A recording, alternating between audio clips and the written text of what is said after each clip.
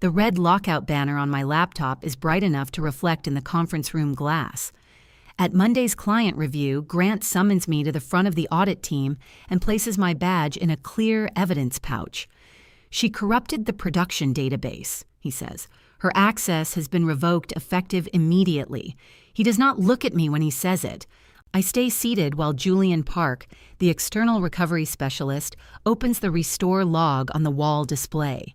He scrolls through hundreds of routine entries, then stops on one execution record. Northline _ rush _ resequence _ final, SQL. The credentials belong to the maintenance service account. The source is Grant's office workstation. Evelyn Ross, Northline's project chair, turns toward him. "Who authorized this?" Julian enlarges the entry. Beside the script name is a field marked "Requested by" Grant Bell, Director of Operations. The room goes quiet, but Grant's face barely changes. That is the part I will remember, not the accusation, not my badge sealed like evidence. The small, thoughtful narrowing of his eyes as he realizes the truth has arrived before he has finished arranging the lie.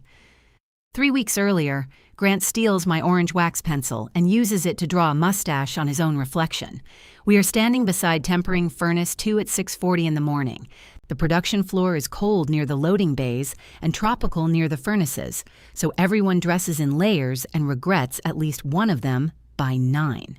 Grant has his suit jacket folded over one arm and his tie tucked between 2 shirt buttons. "How do I look?" he asks. "Like a man who should not be allowed near glass." "Too late. My name's on the building." "Your grandfather's name is on the building. He'd want me to have the pencil. He used tools correctly." Grant grins and hands it back. Behind him, a rack of blue-gray panels waits for inspection under white lights. Each panel is taller than Grant and tagged with a laminated traveler card that follows it from the cutting table to the shipping crate. The cards make the floor look low-tech to visitors. The database behind them is anything but. Every light has a serial number. Every serial number carries its dimensions: coating orientation, edgework, furnace recipe, optical scan, remake status, crate assignment, and final location in a building. Northline's tower has more than 11,000 pieces of our glass in its design. If the records say a panel belongs on the 42nd floor and the physical mark says 38th, somebody has to stop it before a crane lifts the wrong 400 pounds into the sky. I take the pencil from Grant and circle a handwritten rack correction on the traveler card. "Scanner, miss?" I ask. Daniel slides out from behind the rack, wiping both hands on a rag. My brother works maintenance, but he has the incurable curiosity of a person who believes every machine is secretly asking to be opened. "Reader 3 froze again," he says. "Luis moved the rack so it wouldn't hold the line. Did he submit the exception?" he told Marcy. "That is not what I asked." Daniel glances at Grant. "Good morning to you, too." Grant puts a hand over his heart. "I'm not here. Family conversation." "You're literally the director of operations," I tell him. "Only after 7. Daniel reaches for my pencil. I close my fist around it. "Use the tablet," I say. "The tablet keeps logging me out. Because you keep using Luis's login. Because my gloves hate passwords. Your gloves don't have an employment agreement." Grant laughs. Daniel does not. That is how the morning begins. A bad scanner, a moved rack, and a joke that lands on the wrong person. Ordinary things. At Bell Architectural Glass, ordinary things can become a week of overtime if they occur in the correct order. By 8, I am in the production meeting with coffee that tastes faintly of cardboard and 6 people pretending not to look at the Northline schedule projected behind Grant. The red bars run almost to the right edge of the screen. "We lost another half shift on the low emissivity run," Priya Shah says. She has a yellow legal pad divided into perfect squares and writes with a fountain pen she fills herself. 2 distortion failures and 1 spontaneous break. "Spontaneous break," Grant says. "That's what I'm calling my next vacation." Nobody gives him much. He leans against the conference table and studies the schedule.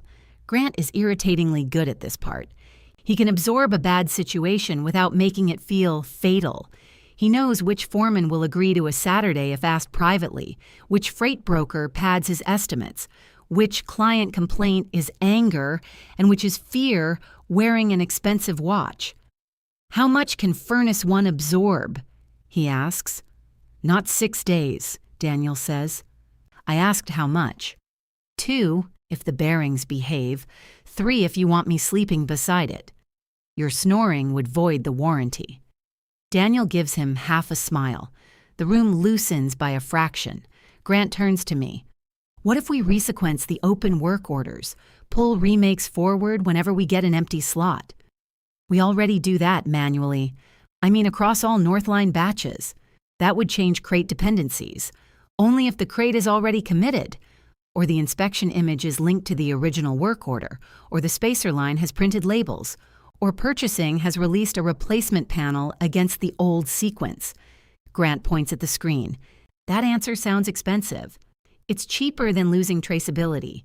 The glass wall beside us carries a hand-lettered sign from Grant's grandfather: "Measure twice, temper once." Someone has added a sticky note beneath it that says, "Blame purchasing always." Grant looks at the red bars again. Northline is not just our largest active job. It is the job Grant used to persuade First Ohio Bank to extend our credit line after an expansion went over budget.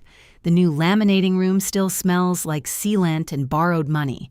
If we hit the next delivery milestone, the bank relaxes a covenant. If we miss it, Grant has to explain why our inventory has increased while our cash has not. He knows production. He also knows exactly how close our family is to having its name removed from the building. "Give me options by noon," he says. "I'll give you safe options." That was implied. It was not. At 11:45, I bring 3 options to Grant's office. His door is open, but he is on a video call with a man whose name I do not recognize. The stranger has a shaved head, white earbuds, and the frozen expression of someone listening to a problem he has already decided is simple. Grant waves me in. "Rob, this is Nora, our production systems manager." "Nora?" "Rob Kessler. We work together at Vantage." "Briefly," Rob says. "Memorably," Grant says. On Grant's monitor is a diagram of our database tables. I stop beside the guest chair. "Where did that come from?" "The schema export," Grant says. "Which schema export?" "The one in the systems folder. There isn't a current export in the systems folder." He smiles as if I have helped. "Then it's the old one." "How old?" Rob answers. 18 months. I set my folder down without sitting. "That predates the crate rebuild." "And the inspection link change," Grant says. "Rob knows." Rob gives a small nod. Grant wants to understand what a bulk resequence would involve. I'm already modeling it. "He called me last night," Grant says. "I wanted a second set of eyes." The phrase is pleasant. The decision behind it is not. I open my folder. Option 1 is targeted overtime on cutting and inspection. Option 2 is outsourcing 2 non-coded batches to Mason Glass. Option 3 is splitting the remaining releases into smaller furnace groups and assigning remakes at the traveler level. Grant flips through the pages too quickly. "How much schedule do I recover?" "Best case, 4 days. We need 6. You promised 6 before asking production. I promised the client we would protect the milestone. With 6 days, with enough flexibility to keep the project moving." "That is how you say 6 days in a nicer suit."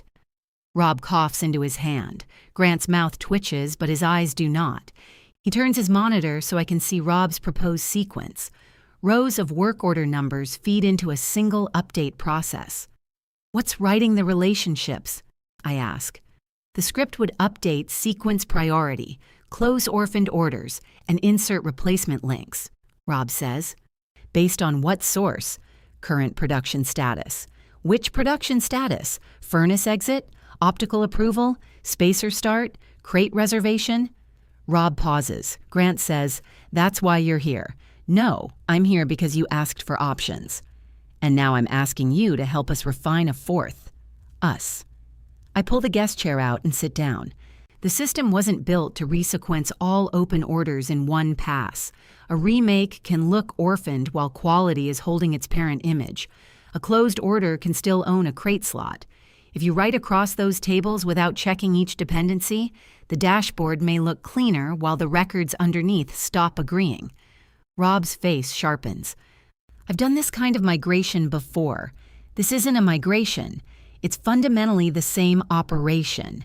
It's fundamentally our production database. Grant closes my folder. The soft sound lands harder than if he had slammed it. Nora, he says, how long would it take you to validate Rob's approach? I can't answer until I see the code. Assume he sends it today. A proper test environment, representative copy, dependency checks, rollback test. 2 weeks. We have until Friday. Then you don't have this option. Grant leans back. Behind him is a framed photograph of the original Bell plant, a brick building with 6 employees standing beside a truck. Our grandfather is in the center. My mother keeps the same photograph above her kitchen desk, except hers is stained at one corner from a roof leak. This company does not have 2 weeks, Grant says. The database won't care. We employ 187 people. The database won't care about that either. You see why people find this frustrating? I look at Rob's old schema on the monitor. Because I can't negotiate with table relationships?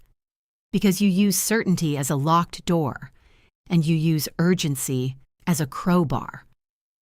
Rob goes very still. For 1 second, I remember that he is there. Grant stands and walks to the window overlooking the plant. Below us, the overhead crane carries a glass light through the inspection bay, slow and delicate as a held breath. When he turns back, his voice is quieter. I need you to find a way to say yes. I can say yes to a staged test. I can say yes to the manual recovery plan. I can say yes to bringing the backup vendor in early so we know exactly what restoration would look like. That sounds like preparing for failure. It's preparing for recovery. It sounds bad in front of the bank. The bank isn't running SQL. He rubs the bridge of his nose. Tiredness shows through the confidence for the first time. Grant has been in the plant before dawn every day that week. He has negotiated a freight dispute, replaced a sales manager, and found a temporary supplier for an insulating spacer that vanished from the market. None of that makes his idea safe. It does make it easier to understand why he wants it to be. Send me the script, I tell Rob. I'll review it. Grant brightens slightly. I'm not approving it, I say. The brightness disappears. That afternoon, Rob sends a file called northline_rush_resequence_draft.sql. I open it in an isolated review environment and find the first dangerous assumption in 4 minutes. The script identifies incomplete work by a blank completion timestamp. Our quality hold process deliberately clears that timestamp when an approved panel is pulled for reinspection. To Rob's script, held glass and unfinished glass are the same thing. I start a ticket and document the problem, then another, then 7 more. At 5:12, Priya appears at my door holding one of her perfect legal pad squares torn loose from the page. Grant wants all Northline changes routed through him, she says. Since when? Since lunch. The note contains 3 work order numbers and a new priority sequence in Grant's handwriting. Did he ask you to enter these? He asked me to approve them. Are they ready? No. Then don't. Priya watches me circle the numbers with my orange pencil. He said you'd say that. What else did he say? Her gaze shifts toward the hall. That he needs people who understand the difference between control and obstruction. She leaves the note on my desk. At 6, I schedule the external restore test with Julian Park for the following Thursday. Then I attach my risk memo to the Northline project file, where changes generate automatic notices to project leadership. At 6:14, Grant appears in my doorway. He has removed his tie. His sleeves are rolled to the elbows. He looks less like my director than the cousin who once spent an entire Thanksgiving repairing my mother's oven while everyone else ate around him. You attach the memo to the client file, he says. It affects their traceability. You could have told me first. I did, at 11:45. That was an internal discussion. It stopped being internal when you proposed altering their production records. His jaw tightens. Take it down. No. He looks at the orange pencil in my hand, then at the note Priya left. You really think being right protects you, he says. I wait. Grant gives me a tired, almost affectionate smile. Then he taps the doorframe twice and says, I'll find another way. For the rest of the week, every door still opens for me. That is how Grant makes the change difficult to name. My badge works, my login works, I am invited to meetings, then discover decisions were made in smaller meetings before them. Production changes arrive in my queue after supervisors have already acted on them. Questions that used to come to my office go upstairs to Grant and return as instructions. Rob sends a second version of the script Wednesday morning. The file name says revised, although the comments inside still call it draft. He has fixed the quality hold problem and added checks for open crate assignments. He has not accounted for panels that pass optical inspection under a temporary serial number after a label is damaged. I document that. I also find a join that can assign multiple remakes to the same original unit if both were created during one shift. At 10, Grant stops beside my desk. How bad? Better. That sounded painful. Rob fixed 6 of the 9 issues. And the other 3? 2 can corrupt links. 1 can duplicate them. Can or will. You're asking whether we might get lucky. I'm asking about likelihood. The likelihood depends on the data it encounters. That's why we test. He pulls out the chair across from me and sits. You know what I did yesterday? Moved all Northline changes through your office. Besides that. No. I got Great Lakes Freight to hold our rate through December. I found us another 40 hours of polishing capacity. I convinced Northline to accept split deliveries without charging us for the extra crane time. That's good. I'm good at my job, Nora. I know. The answer throws him slightly. He had come prepared to argue with contempt, not acknowledgement. He taps the printed script beside my keyboard. Rob is good at his. He might be. He doesn't know our data. You do. Yes. Then help him make it work. I am helping him. I'm also telling you it won't be ready by Friday. Grant sits back. At what point does caution become a decision to let us fail? When caution creates the failure. That's convenient. No, convenient would be approving this and letting you own what happens. His fingers stop on the paper. For a moment, neither of us speaks. The office behind me hums with scanners, ventilation, and the uneven rattle of the ice machine in the break room. Somebody has taped a handwritten, out of order sign to it. Ice continues dropping into the bin every few minutes, defiantly functional.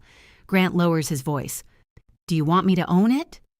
I want the person making the decision to own the decision. That's what directors do. Then put the request in the change ticket. He smiles without warmth. There's your locked door again. No, there's the handle. At lunch, I find Daniel kneeling beside Reader 3 with its casing open. You're going to void something, I say. The warranty expired when flip phones had antennas. A row of tiny screws sits on a folded shop towel. He has placed them in size order. Daniel's workbench can look like a junk drawer hit by a tornado, but the moment he opens a machine, he becomes almost ceremonial. I set a sandwich beside his toolbox. Bribery? He asks. Turkey. Cheap bribery. He reaches for it without standing. Grant talk to you? I ask. He talks near me. Sometimes I'm the intended audience. About me? Daniel bites into the sandwich and chews longer than necessary. He said you're holding the Northline schedule over a technical disagreement. He said that on the floor? In his office? Why were you in his office? Furnace 1 needs bearings. The manufacturer wants half up front. And and Grant got them down 15%. I wait. Daniel looks into the reader's open casing. He asked whether you always get like this when someone challenges your process. What did you say? I said you've been like this since birth. Thanks. He laughed. I'm sure that helped. He also asked if you'd ever approved the script. And what did you say? Daniel puts the sandwich down. I said I don't know. The answer bothers me more than if he had taken Grant's side outright. You know what the script can do. I know what you say it can do.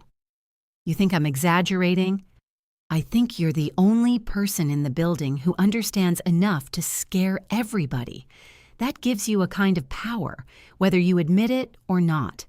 The scanner's indicator flashes green, then red. Daniel touches 2 contacts with a meter probe. Grant says 6 days. You say 2 weeks. Everybody else has to choose whose certainty costs them less. Data relationships aren't certainty. They're facts. Maybe. But when my crew loses hours, that's a fact too. He closes the casing and tightens the screws. I leave the second half of the sandwich on his bench. He does not thank me, but he eats it. Julian Park arrives Thursday with a rolling case the size of a carry-on and the unhurried manners of a man who charges by the hour. He wears a navy polo with the recovery vendor's logo and carries 3 identical black notebooks. When I ask why, he says one is for work, one is for work he may have to explain later, and one is decoy office supplies so people stop stealing the other 2. Grant joins us in the server room. Will this affect production? He asks. The restore test won't touch production, Julian says. We'll spin up a copy from last night's backup in the isolated environment, apply transaction logs, then validate it against your checkpoints. How long? 4 hours if everything is boring. Grant checks his watch. I'm paying for boring? You're paying because exciting is expensive. I like Julian immediately. We begin with the backup appliance. It stores nightly full backups on site and ships encrypted copies to Julian's company.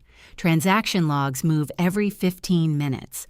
The offsite vault also receives the database audit stream, successful logins, privilege changes, scripts executed through the maintenance account. Grant looks at me. Since when are we shipping audit records? Since the cyber insurance renewal. Who approved that? You did. Julian turns his notebook around. The service authorization bears Grant's electronic signature from February. Grant studies it, then gives a short laugh. Apparently, I was very wise in February.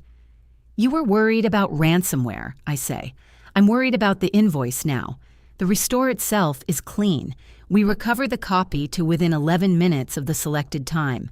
Julian verifies record counts, foreign key relationships, and a sample of Northline work orders I chose in advance. Then he asks for a high-risk test. I load Rob's latest script into the isolated environment. Grant folds his arms.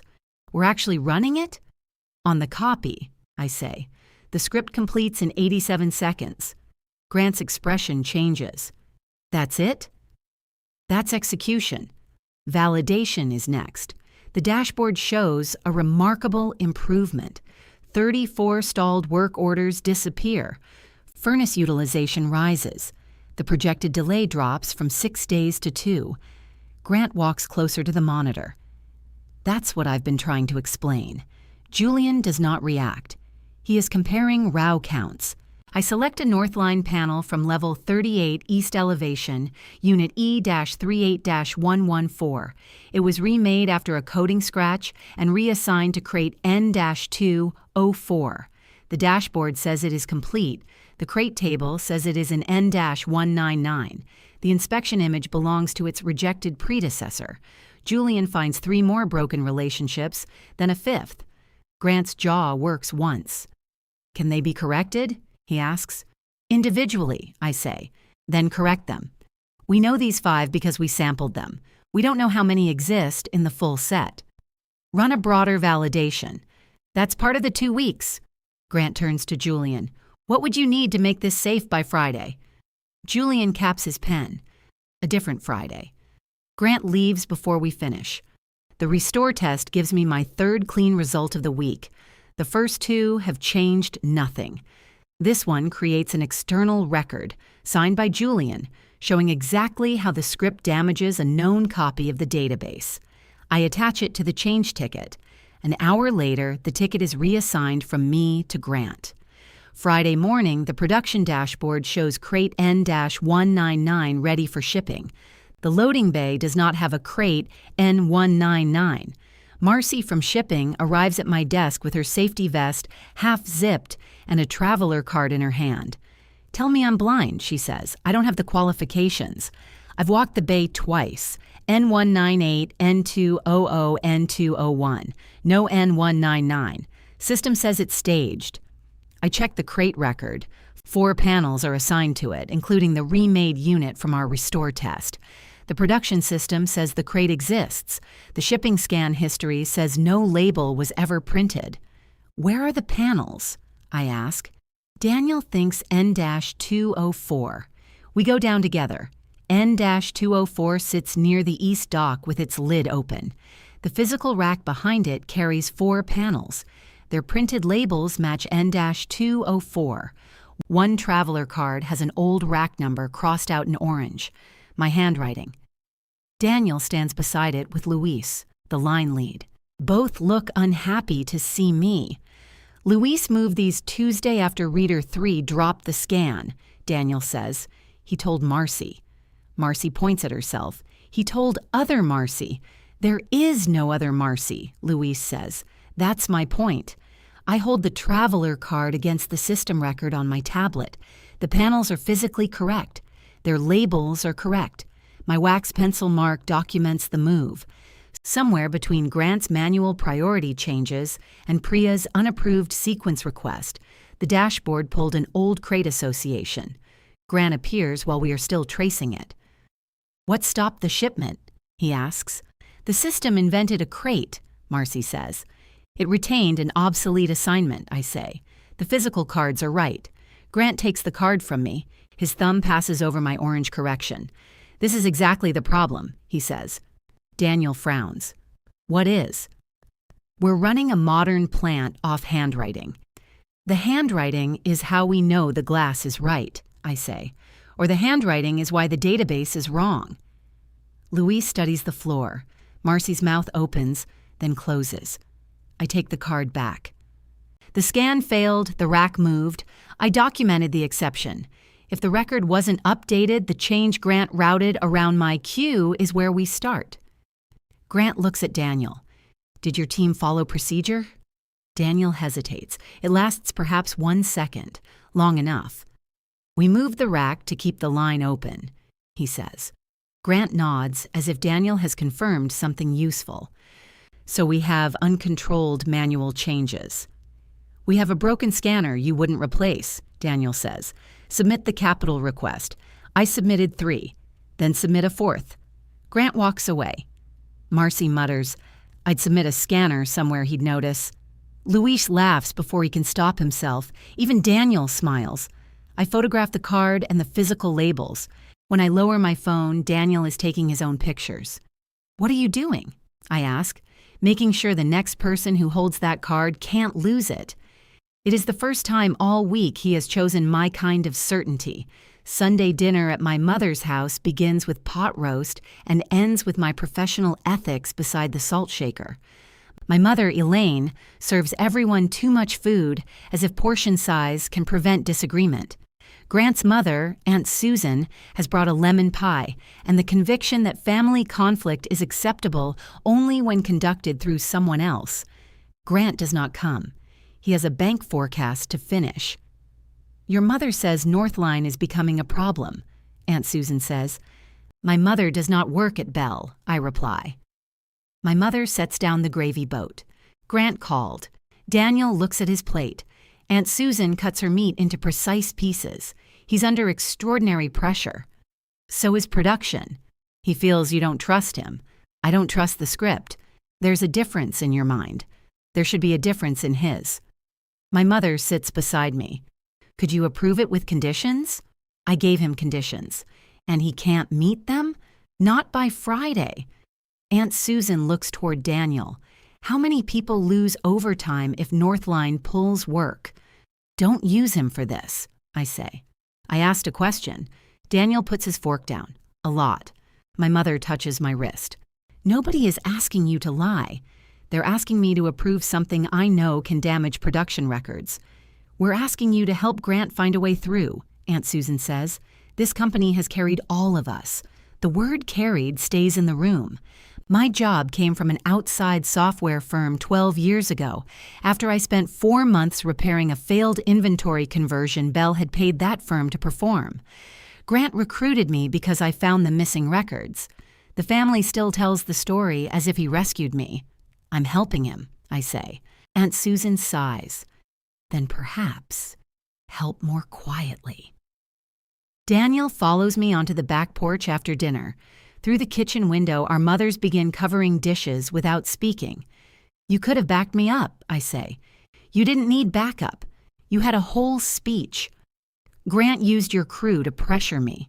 You use them too. How? And you say corrupted records will hurt them. He says a missed milestone will hurt them. Both of you keep putting working people in the middle of an argument they can't evaluate. I showed you the crate, and I photographed it. Why? Because I believe that part. What part don't you believe? That Grant is reckless enough to run the script after the test. I look through the window at my mother pressing foil over the pot roast. Daniel lowers his voice. He knows what happened in the restore copy. Knowing and accepting aren't the same thing. You think he'd risk the company to prove you wrong? No, I say. I think he'd risk the database to prove he can save the company. At 9:48, my laptop alerts from the kitchen counter. The maintenance service account has started a privileged session. I try to open the production console. Access denied. My orange wax pencil lies beside the laptop, where I dropped it after emptying my pockets. At 9:51, the alert changes. Transaction log shipping has fallen behind. At 9:53, it stops entirely. I stare at the stop timestamp for 3 seconds, then call Julian. He answers with traffic noise behind him. Tell me you're not working, he says. The maintenance account started a privileged session. My production access is denied, and log shipping just stopped. The traffic noise disappears. Time? 9:53. Do not keep trying your credentials. I'm checking the vault. I close the production console. The orange pencil rolls against my coffee mug and stops. Julian comes back 2 minutes later. The audit stream is still arriving. Transaction logs are delayed, not gone. I have the service log in, script start, and the first batch of statements. What script? I can't see the full file name from my phone. Can you lock the service account? Not without Bell authorizing emergency intervention. I'm Bell. You're not the authorized incident contact. Of course Grant is. Preserve everything, I say. That I can do. I drive to the plant with my mother's pot roast sitting untouched in a plastic container on the passenger side floor. The Sunday crew has gone. Half the parking lot lights are off, and Grant's black SUV is angled across 2 spaces near the office entrance. My badge opens the outer door. It opens the production corridor. At the server room, the reader flashes red. Grant finds me there. What are you doing? He asks. His sleeves are still rolled up from dinner hours earlier, but now the cuffs are gray with dust. He is carrying his laptop and one of the disposable coffee cups we keep for clients. The maintenance account is active. I know. You disabled my production access. I limited administrative conflicts during a controlled test. What controlled test? Rob corrected the failed relationships. On a Sunday night without a ticket, I reassigned the ticket. To yourself. Yes, that doesn't make it approved. Grant looks at the server room reader, then back at me. Go home. Stop the script. It's already running. Then stop it. Rob says interrupting it is riskier than letting it finish. Rob said the same thing about the last version, right before it mismatched 5 sampled records. He corrected those conditions. He corrected the conditions we found. Grant's laptop sounds a soft alert. His eyes move to the screen. For the first time, the confidence breaks. I step closer. What happened? Nothing. Show me. He turns away enough to block my view. Another alert sounds. Then another. Grant. The dashboard refresh failed. That's not nothing. It's a timeout. Open the execution monitor. I have Rob on it. You have Rob working remotely against production? He wrote the script. He doesn't know how our rollback jobs are sequenced. Grant's mouth tightens. You have made your position very clear. This is not a position anymore. Stop the script and start incident response. The laptop chimes again. He finally opens the execution monitor. The main script has stopped on an insert conflict. Behind it, a transaction remains open across several Northline tables. Automated production updates are stacking behind the lock. How long has that transaction been open? I ask. 4 minutes. It's blocking the scanner queue. It can be rolled back. Start the rollback. Rob is checking dependencies. Start it now. Grant sets down the coffee and types. His hands are steady. That frightens me more than panic would. He is still trying to manage the appearance of the event while the event is changing beneath him. The rollback begins, crawls to 12%, and stops moving. Down on the floor, a scanner beeps. Then another. A dozen scanners begin chirping as operators' queued transactions retry against the same locked tables. In the empty building, the sound travels through the production bays like a flock of mechanical birds. Grant whispers, "Damn it." I open my laptop and try the read-only dashboard. It loads, but whole rows are blank. 34 work orders have vanished from the active queue. Completed counts jump, fall, then jump again. Call the incident, I say. Shut down database, writes from the floor, and fail over to paper travelers. There's no crew. Night sanitation starts at 11. Morning cutting starts at 5. We'll have it restored by then. You don't know that. I know we can restore from last night. That loses today's quality and staging records. There was no Sunday production. There was shipping prep and furnace maintenance. Daniel logged bearing readings. Marcy staged 2 outbound loads. He stares at me. How do you know that? Because I know the plant. The answer sounds arrogant even to me, but it is also true. Grant walks to his office. I follow. On his screen, Rob is connected through video. His face fills one monitor while the script editor fills the other. "Nora," Rob says, "I'm glad you're there." I'm not. What did you run? The revised resequence. We encountered an existing manual state conflict. A what? A record condition outside documented workflow. Which record? Rob reads a serial number. I know it before he finishes. E-38-114. The remade panel from crate N-204. The one my orange mark kept physically correct after reader 3 failed.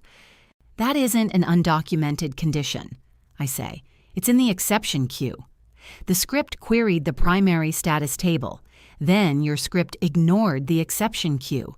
Grant steps between me and the monitor. We need restoration options, not blame.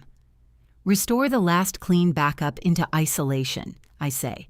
Apply transaction logs up to the service login. Validate Northline, then cut over. How long? 4 hours if everything is boring. He hears Julian's phrase and knows exactly what I mean. Can you do it? He asks. Yes. Then do it.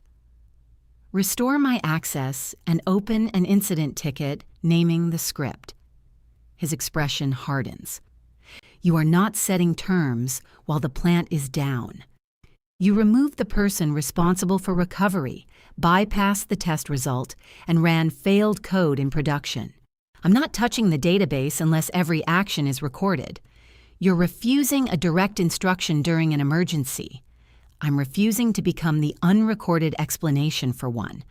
Rob looks away from his camera. Grant leans close enough that I can smell stale coffee.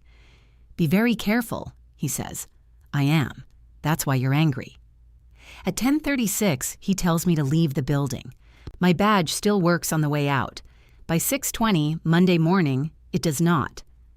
Carol Wynn from Human Resources is waiting in the lobby with a temporary visitor sticker and an expression that apologizes without promising anything. "You've been placed on administrative suspension pending the database incident review," she says. "Paid?" "Pending." That means no. It means the status has not been finalized. She asks for my badge. I remove it from the clip but keep it in my hand. I was told to attend the Northline review. You will, under escort. Then the badge stays with me until someone states the allegation. Carol glances toward the stairs. Grant will address that in the meeting.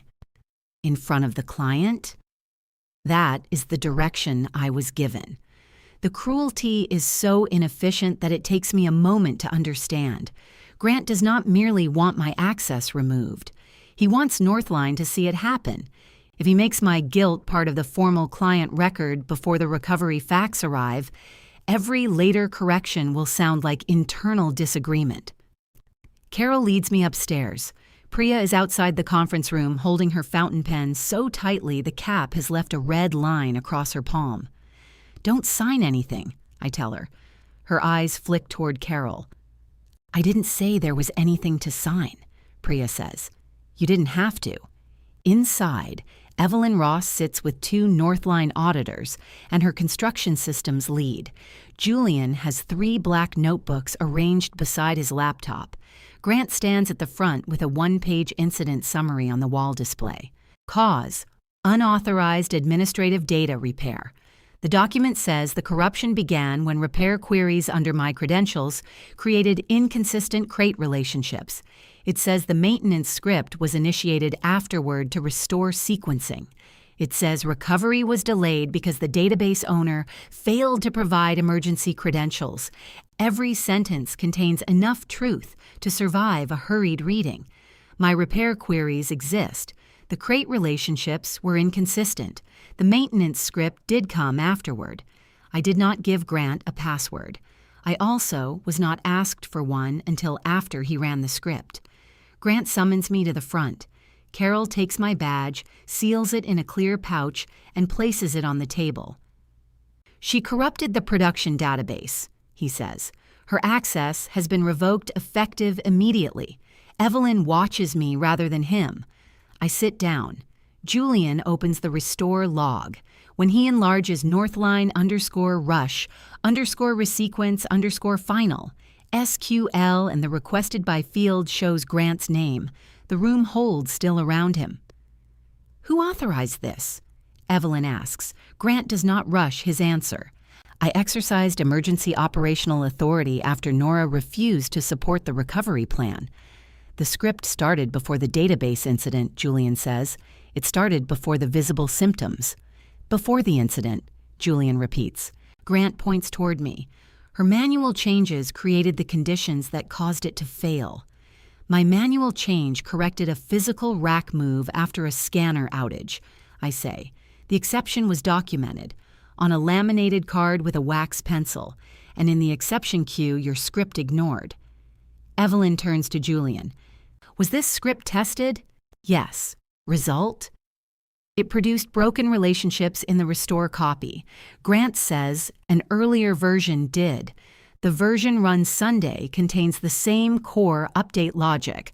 Rob corrected the identified defects. Not the one that stopped execution." Grant shifts his attention to Evelyn. "We had a contractual milestone at risk. Nora offered no plan that recovered it. I offered 3. None met the requirement. The requirement was a promise you made before asking production. One of the auditors looks down, hiding a reaction. Grant changes direction. She also withheld the emergency recovery password. There is no single recovery password, I say. Carol glances at Grant. I continue. The incident run book lists 2 custodians for the vault credentials, the finance director and the infrastructure provider. My copy is for test restores and is stored in the same vault. Grant approved that arrangement in February. Julian opens one of his notebooks. Confirmed. Grant's face shows the first hint of color. Evelyn folds her hands. I want the database state at each point, not interpretations, not family history. State. Julian brings up a timeline. At 9:48, the maintenance account logs in from Grant's office workstation. At 9:49, Rob's remote session connects through Grant's approved support link. At 9:51, the script begins. At 9:53, transaction log shipping falls behind because the open transaction grows faster than the transfer window. At 10:06, the script fails. At 10:12, Grant attempts a partial rollback. My last privileged production query occurred Friday at 4:17. It was a read-only validation against crate N-199. Grant studies the screen as if a more favorable record might appear if he waits. Then Priya speaks. Grant asked me for my login on Friday. Her voice is quiet, but the words land cleanly. Grant turns. I asked whether you had access to the approval queue. You asked me to send my password so Rob could confirm the quality holds. I did not ask you to compromise your credentials. Priya places one perfect square of yellow paper on the table. It carries the time, his exact request, and her written refusal. I documented it, she says. Grant looks at me. For one ugly second, I see him decide that I arranged this. Priya, Julian, the audit stream, the photographs he does not know Daniel took, all of it becomes, in his mind, my campaign against him, rather than the trail left by his own decisions. Evelyn closes the incident summary he prepared. Northline is freezing all glass releases, she says. Nothing leaves this plant until every affected serial number is reconciled against physical inventory and the restored records. Grant grips the back of a chair. That will cost both of us days. Yes, the tower sequence will change. We can recover without stopping shipment. You told me your database owner corrupted production. Your recovery specialist has shown me your unapproved script ran first.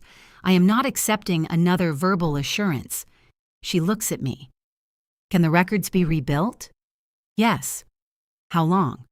5 days for a defensible reconstruction, less if the physical traveler cards are intact and people are allowed to tell the truth about what moved. Grant says she is suspended. Evelyn's gaze remains on me. That sounds like Belle's next operational decision. Carol asks for a private recess. Evelyn gives her 10 minutes. The Northline team remains in the conference room with Julian. Grant, Carol, and I move into the smaller estimating room across the hall, where sample pieces of tinted glass line the windowsill. In the morning sun, they throw squares of green and bronze across the carpet. Carol closes the door. Grant, she says, did you disclose the failed restore test to ownership before running the production script? I disclosed that Nora opposed the deployment. That is not what I asked. I believed Rob had corrected the defects. Did you disclose the test? Grant looks through the glass wall at Julian's timeline. No. Carol exhales through her nose. I need to speak with finance and the ownership group. We don't have time for a committee, he says. Northline just froze the tower. You created the emergency you're using to demand speed. He flinches as if I said it, but the words came from Carol. She turns to me. Will you lead the reconstruction? Under what authority? Your normal role. My normal role has been suspended. I can reverse the suspension.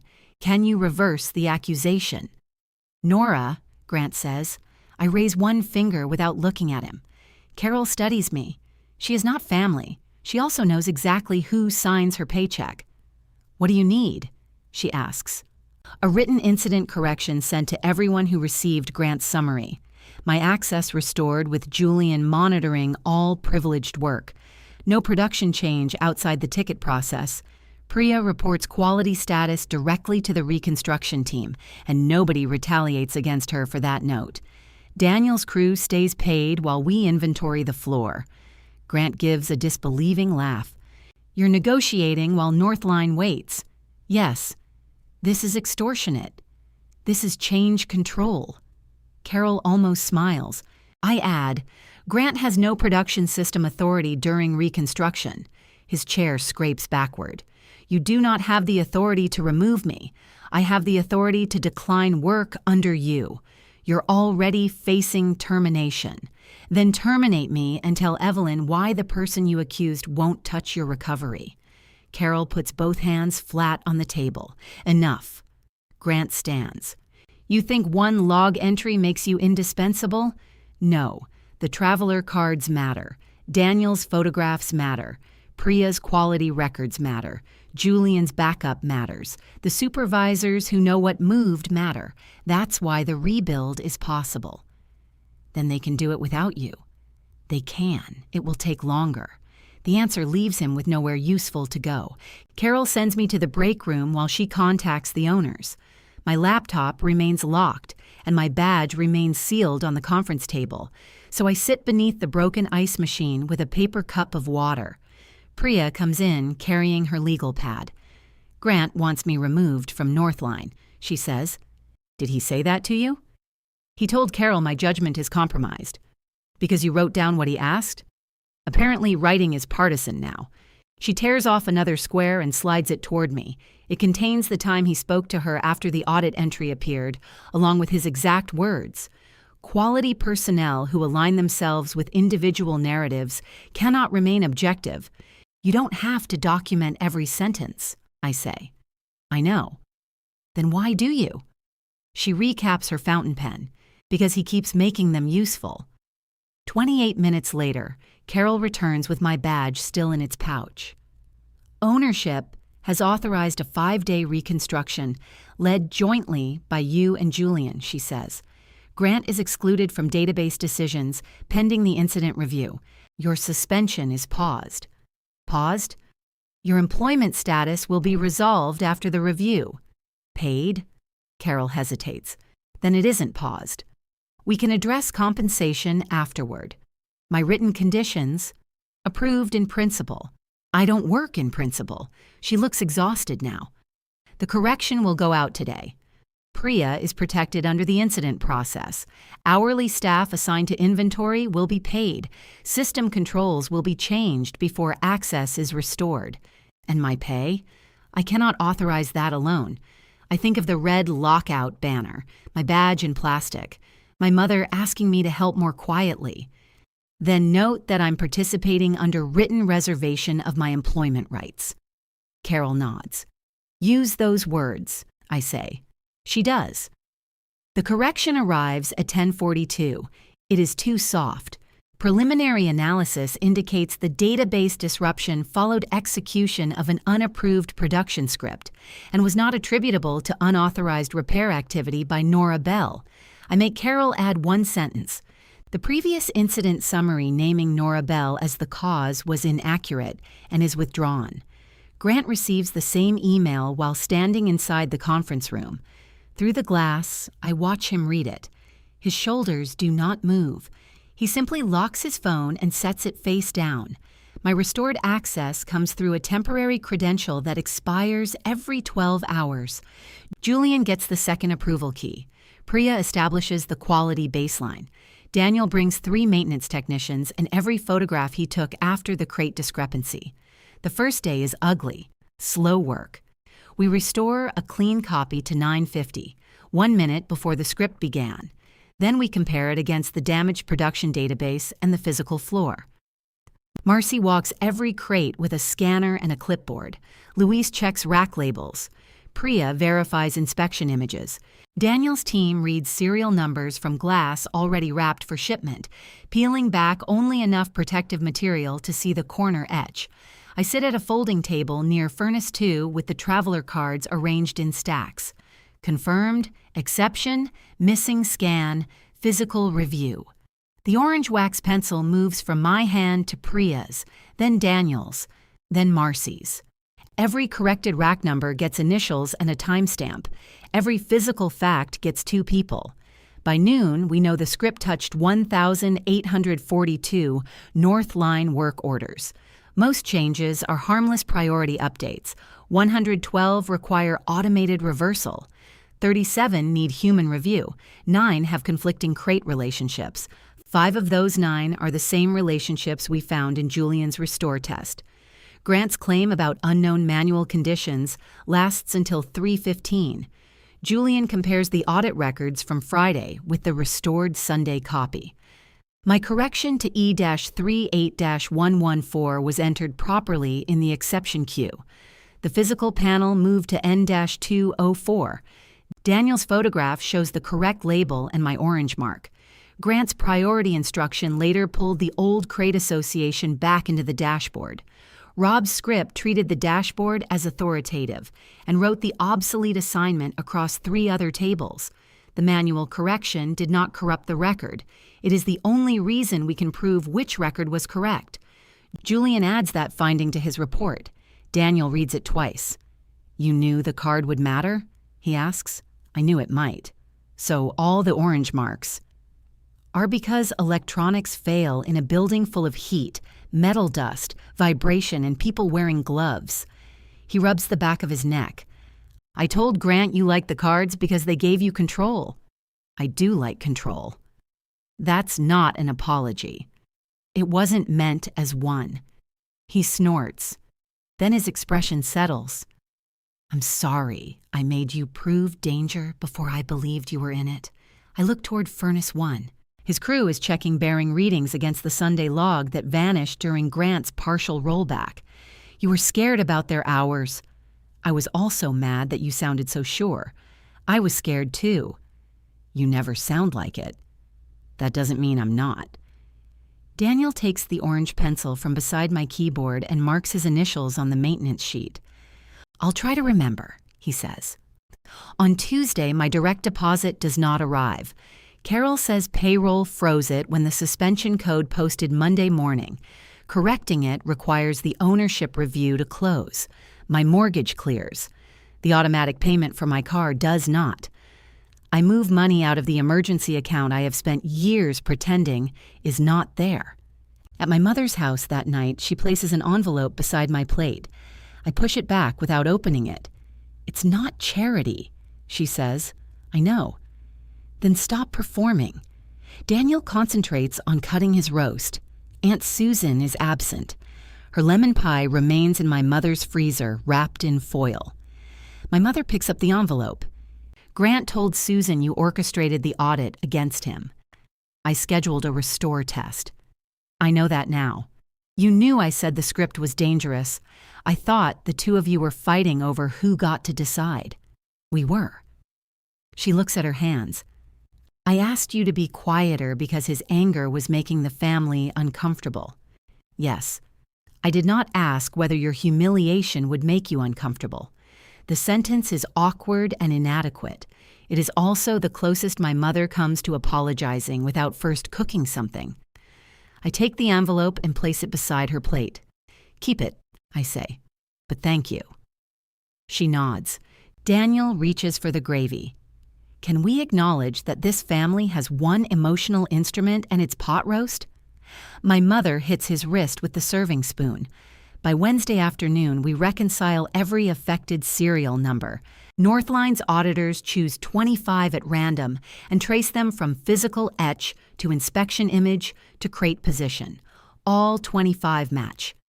Grant spends those days upstairs with finance and the client schedule. He is barred from the reconstruction, but he is still good at the parts of his job that do not involve pretending databases can be persuaded. He negotiates a revised crane sequence with Northline's field team. He gets Great Lakes Freight to hold trucks without charging 2 full days of detention. He moves a smaller hotel project to the second shift, creating space for our confirmed Northline remakes. Evelyn accepts those changes in writing. His competence remains, stripped of the authority he abused. On Thursday, Grant corners me by the vending machines. "You got what you wanted," he says. "I wanted the script stopped. You wanted control. I asked for accountable authority after you used yours to blame me." He glances down the hall. "Ownership is going to keep me." I assumed they might. That surprises him. "You're not demanding my termination?" "I'm demanding that you never control production systems again." "You think that's different?" "Yes." His face looks older than it did Sunday night. "The bank extension would have failed if we missed the milestone. You don't know that." "I know what they told me." "Then you should have told the rest of us how close it was. So everyone could panic? So we could choose knowingly." I was trying to protect the company. You publicly accused me before checking a log you knew existed. He looks toward the production floor. I thought your repair work created the conflict, he says. You wrote the accusation before Julian arrived. I believed it. You needed it. He flinches. For once, Grant has no faster sentence waiting. I am sorry it became personal, he says. It became personal when you put my badge in a bag. His mouth tightens. He leaves without saying goodbye. Northline releases the verified crates Friday morning. The 5-day reconstruction meets the revised field sequence, although Bell absorbs overtime, extra freight handling, and the cost of remaking 2 panels whose history cannot be proven to Evelyn's standard. The ownership review takes another 3 weeks. During that time, I work under temporary credentials and receive no regular paycheck. Carol offers me severance equal to 6 weeks' salary if I sign a statement accepting shared procedural responsibility for the incident. I cross out that phrase with the orange pencil. Under it, I write, requested testing, documented defects, declined deployment, preserved recovery. Carol reads the page. You understand they may choose separation. Yes. You could take the money and still know you were right. I need the record to know. I slide the agreement back. The final external report leaves little room for shared language. Julian concludes that Grant authorized an inadequately tested script after a failed restore trial, bypassed the change process, restricted my access, and issued an inaccurate incident statement before reviewing the independent audit stream.